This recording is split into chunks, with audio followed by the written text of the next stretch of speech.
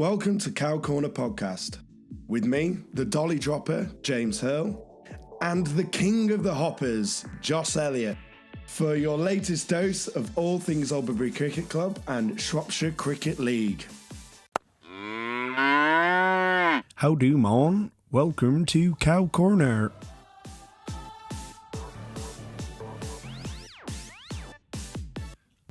Fantastic. So now we move on to section 2, and at this point, me and Joss have moved on to beer number 2. Still as good as the first one, I'd say, Joss. Yeah, Nothing. they're going down quite well for a school night. Nothing beats a nice cold Sunday night beer. But yeah, anyway, on to something you're particularly excited and passionate about, Joss. Yeah, I was going to have a look at the how the indoor leagues have gone this season, because I'm quite involved with them. I do the collate the results and league tables for both the Ponsonby and the Sundawn League. And used to be quite involved in the WEM League. If there's some news about unfortunately, it's folded now. It's really struggled for the last few years. I used to play in it some years ago. It was a really good, strong league, really good standard, with about 10 teams in it. But it's got less and less teams. Last season there were 4 teams, which was Alberbury, Grasshoppers, Whitchurch and WEM. What happened? What Well, happened to the league? we played each team twice, and we actually ended up second, incredibly. I think I played one game. Yeah, that's why it's incredible. I remember facing, just turning up and facing Andy Harrison. It was like, welcome to the WEM League on a Sunday morning at 7 o'clock in the morning, or whatever it was. That's part of the problem, that people don't want to play cricket at 9:30 on a Sunday morning. And the number of teams has dropped. There were 4, as I say, last season. I think WEM dropped out to leave 3. You can't run a league with 3 teams. It's ridiculous. So unfortunately, that's gone. But it does mean you've got your Sunday mornings back. Yeah, but it is a shame. I think the WEM Indoor League has been a staple of the Shropshire calendar, the winter calendar, for many a year. Yeah, I mean, even before I went off to university, I knew about the WEM Indoor League. And but no, yeah, it's sad. But we still have that Alberbury take part in anyway, the Ponsonby League and the Sundawn League. Yes, indeed. So we've got 2 teams in the Ponsonby League and one in the Sundawn League. So if I start with the A team in the Ponsonby League first, they're flying at the moment. They're 3rd in the league, just 7 points off the top with 3 games to go. I think the secret behind their success is that they have a very steady team. Yeah, they're doing very well this season, aren't they? Compared to the B team, who have also not been doing as well. They haven't. The unfortunate thing about the B team is you look at them on paper, and they're actually a very good side. So strong. I remember skipper Charlie Bourne, who he'll be the first to tell you he's a very good batsman. Yeah, I remember. To be honest, I remember doing the Facebook, because basically, for those of you who don't know, I run the Facebook, Instagram, and Twitter for Alberbury Cricket Club, and so each week before the games, I'll do like a match preview, and do like a little graphic for the team who are playing. And every week, sometimes the team that the B team put out is so strong. It is a first 11, really. When you look at, as I say, Charlie Bourne's skipper, you've got Ed Neal, who's up from London helping out. He's a very talented all-rounder. Mikey Crawshaw is we know what Mikey is. He's a superb batsman. The remainder of the team is made up from, Owen Roberts, Ben Davis, Ollie Corbett, Miles Thomas. They can all play cricket. All good players, and they've got James Lee as well. Well, yeah. Poor James Lee. But they are really struggling. I mean, Mikey, he scored 195 runs and averaged 97.5 so far this year. But he's very much been on his own, hasn't he? Absolutely. The second highest scorer is Ed Neal with 56. And then Borney with 23. You can't really expect Mikey to do it all on his own, really, can you? Especially if you need a successful team. But a bit of a difference from last season, a bit of a change of fortunes from the once great and award-winning bowler of Charlie Bourne. Charlie Bourne won the bowling award last year. It was a surprise to us all. It was a little surprise. But he's obviously been found out this year. I think he's got 1 wicket, but no one in the team's got more than 2. So more people to chip in, really, don't you? I think it's an overall issue. Whenever I've looked at the whenever I've looked at the stats and the post-game scorecard, there's a lot of extras being conceded by the bowling side. I mean, that's general for indoor cricket anyway, but yes, I think it is worse for Alberbury B. Not giving away those Ed Neal's extras. not used to indoor cricket either. It's not dig at him, it's just there's a slightly different knack to it. Like in the Sundawn, we had Dan Leach, shout out to Dan Leach, a very good player in his own right. He could take apart a team, but I think indoors it takes you a few games, well, more than a few games, it takes you half a season to truly understand it, I think. And the running and what have you. Yeah. Something that Steve Jarrett, I will happily say right here, right now, is as a master to the old drop and shuffle, the Stevie Shuffle, as we've named it in Sundawn. Well, if we go back to the Albury A team at Ponsbury, Steve plays for them. As I say, they've got a pretty consistent side. Any side with Mark Jones in it is going to be strong anyway. He's scored 151 runs. He's fifth in the overall. He's just a run machine, Mark. Lara, the way Lara's coming on is so encouraging. Yes. With bat, ball and fielding. If I look at her stats, she's got 73 runs. Actually, I'm on the wrong league. Sorry, that was the Sundawn League I was on about. But yeah, Lara in the Ponsbury League as well. She's just developing all the time, taking it to another level this year. Like it's so good to see like our youth players, like in the summer season as well. We've got the Zazas. Well, Dom Zaza last season in the summer league, to like from the season before to this last season, he's just come on leaps and bounds. And Lara every season coming on. Tom Butler coming on. Oh, Tom Butler towards the end of season, fantastic. And then and the Davises. Wow, have we got a couple of got a couple of good players with them. Keep hold of them. Well, we can, but hopefully we will. But yeah, so Alberbury A. How's their season going? Really, really well. They're as I say, they're 7 points off the lead. They had a really good win against Acton Reynolds, who I actually represent in this league a couple of weeks ago. Fantastic game of cricket. They won on the last ball. Couldn't have wanted a better game. Well, I could have won. Acton Reynolds more like Alberbury rejects, well, really, also isn't have it? Alex Hughes played for us. But no, they were the best team on the day. It was a fantastic game of cricket to be involved in, to be honest. Yeah, it looked like a great game. Yeah. They had the regular six players. So you got Mark and Lara, Stuart Ayres, who's not the most attractive batsman in the world, but he gets results. You got Owen Aspinall, who unfortunately doesn't play. I think he might play for Oswestry on the weekends. I haven't seen him play for a weekend. He's a very good cricketer.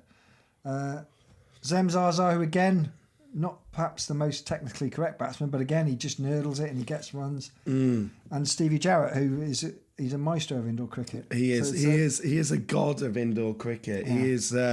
There should be a statue made of Steve Jarrett and put outside. It is, if any youngster is looking how to play indoor cricket, Stevie Jarrett and Mark Jones, you can't go far too wrong with those two. Yeah. So, Alberbury A. 7 points off top. Yeah. 3 games to go, I'm right? 3 games to go. Where does that leave them in the league? Well, I think at the end of the season, if they finish where they are or above, they've done really, really well. Their remaining games are against Beacon. That'll be tough. Calypso's, they're blow hot and cold a bit, and Montgomery A, who are also very strong. So they've got 3 tough fixtures there. Yeah. They've also got the right side of the cup draw. The cup coming up quite soon. On Thursday, they're Thursday. playing Calypso's at 8:30 on Thursday. As I say, Calypso's blow hot and cold. If they can get past them, they're into the semi-final when they'll play the winners of Acton Reynolds and Montgomery B. So another easy walk over there into the final. So we'll see about that. The B team, unfortunately, have got a rather tougher draw. They've got Beacon the week after at 8:30 again. And if they get past them, they'll have Montgomery A or Condover. So going back onto the B team, how in comparison, where are they in the league? Where are we looking? They're bottom at the moment, unfortunately. They've got 12 points. They've got a game in hand on Montgomery B, who are second from bottom, and they've yet to play them as well. So I think that they certainly shouldn't end up bottom, especially not with the side they've got. Yeah. What would you say would be a successful end of season then for both of our sides? Because I think we both sit here and we both agree that Alberbury B they're underperforming, I'd say, but it doesn't help not having regulars in the side. But I think You would hope that they could They haven't pick got the something up. wins this year because they're playing football, I think, on Thursday night. So Why would you play football on a Thursday night when you could play cricket? Ask the wins. Oh, well, I don't know about that. So yeah, I think successful season for Albury A is top 3 and perhaps cup final. And for Albury B, I think they can get as high as 3rd from bottom if results go their way. I can't see them getting very far in the cup, with all due respect. No. But there we go. Interesting indeed. Yeah, it's interesting that we get two sides who, if on paper you compared them, and you would probably say there would be the reverse. It'd be a close game. Yeah, it'd be a close game. Yeah. But yeah, as we said, Alberbury A hopefully keep on plugging on, and Alberbury B looking to hopefully avoid being the basement. Yeah. But the one thing I would say for Alberbury B is that their start of the season, they have played all the teams who are at the top of the table. It will be interesting. They played Grasshoppers, they played Action Reynolds, they played Albury A. It will be interesting to see how their second half goes when they play the lower teams the teams who are around them. Yeah. Anyway, enough about the Ponsbury League, and onto something that I actually know about. Football. Not football. Surprisingly enough, the Sundawn team, who I am a part of. So, just like Alberbury A, Alberbury, Sundawn have been doing very well, Josh. They have. They've had a fantastic season. Sundawn, for those that don't know, Sundawn's divided into 2 divisions. They're in Division 2, but they sit 1 point behind Shelton with 4 games to play. And they're yet to play Shelton again as well. I think the secret to their success is they've used 8 players, but of those, Dan Leach and Zem Zaza have only played once each. So the other 6 have been constant. So it's very similar to Albury A at Ponsbury, really. You've got Mark Jones, Lara, Steve Jarrett, and then you've got James Bird, Paul Wilkes, and yourself, Hearle. Yeah, leave the best till last. I like that, Joss. But no, yeah, I won't. I personally, I think, yeah, like we were saying with the Alberbury A, I think the Sundawn team have done well this season off building a base around Mark and Steve with the batting, kind of setting the stall out. Their stats are absolutely phenomenal. They are first and second in both divisions for runs scored. Mark's got 150, Steve's got 145. And I think in every game apart from one, they've both retired, which gives the middle order, yourself and Lara, or whoever goes in, the freedom to do what they want. It doesn't matter if they get out, because you've got people coming back in.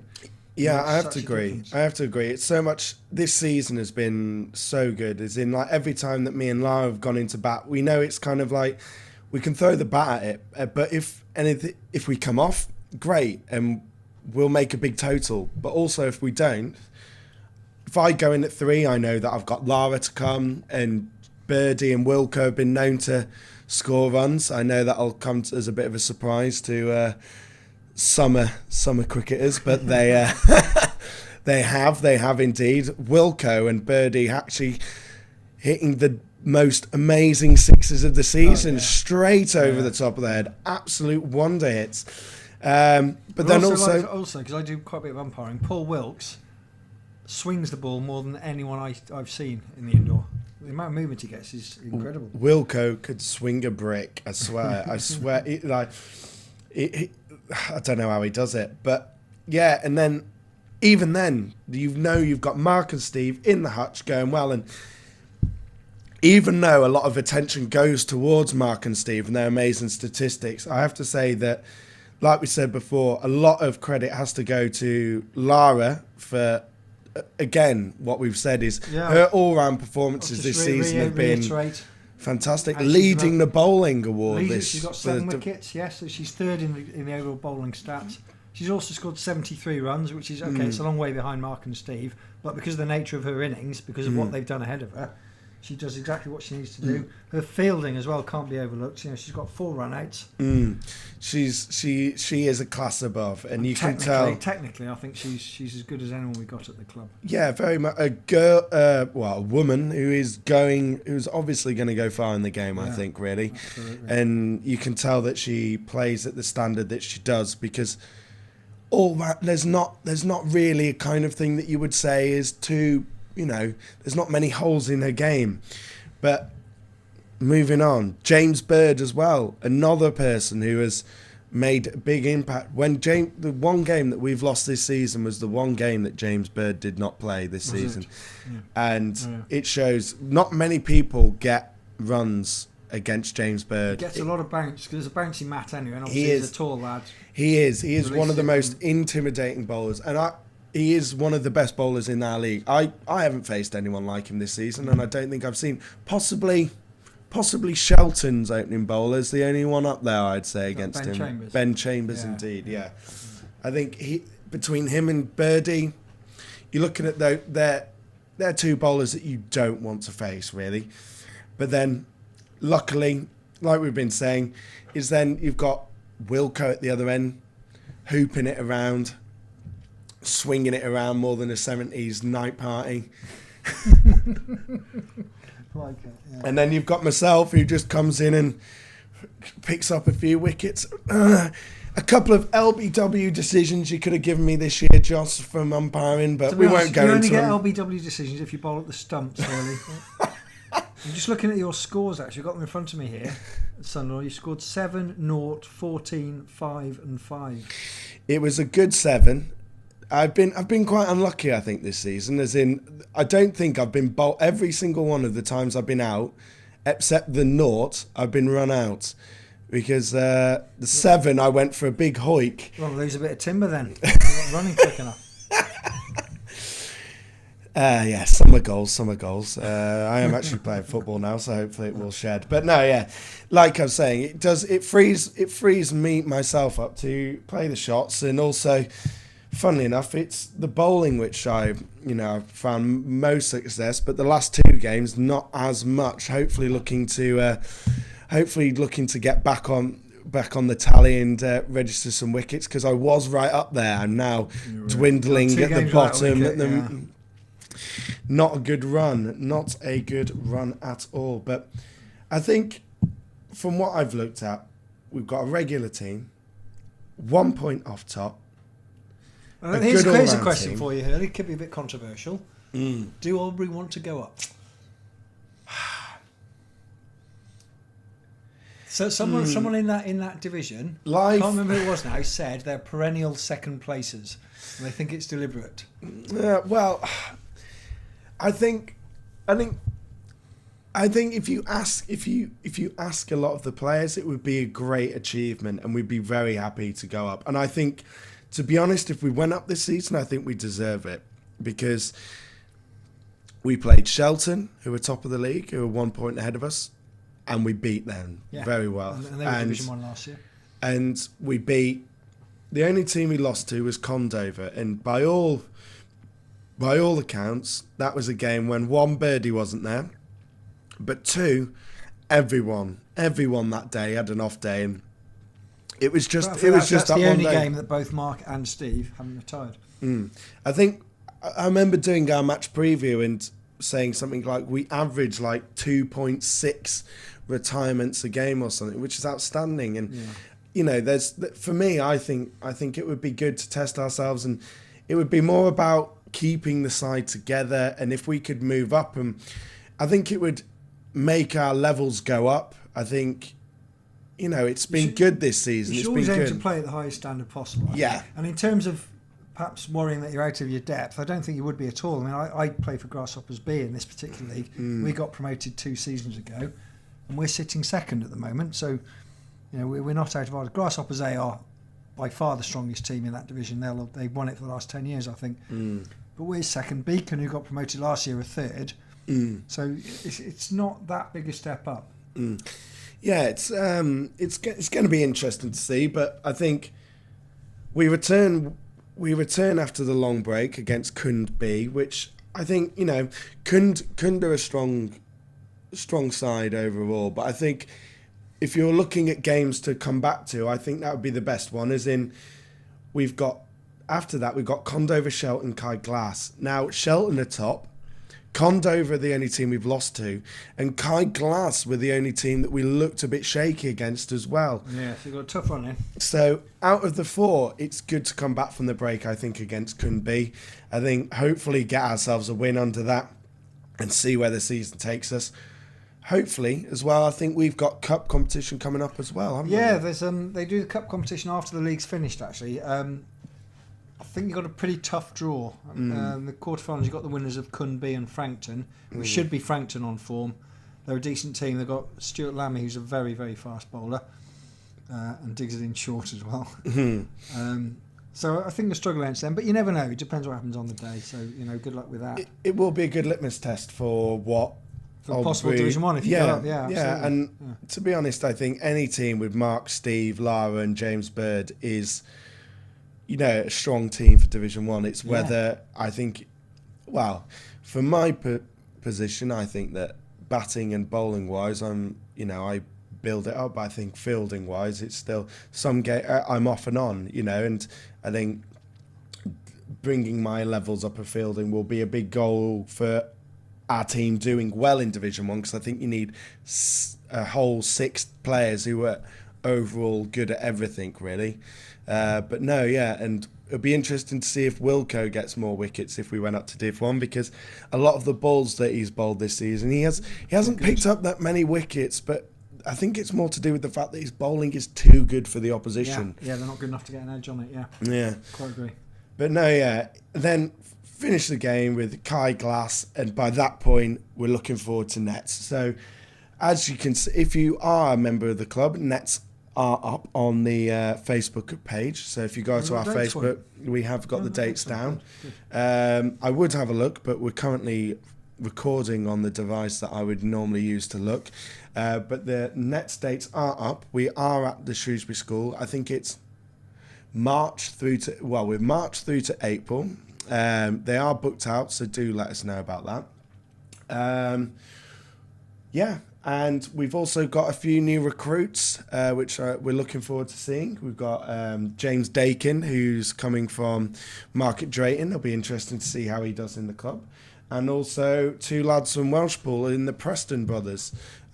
Be also interesting to see how they get along this season. So, anyway, moving on to our breaking news.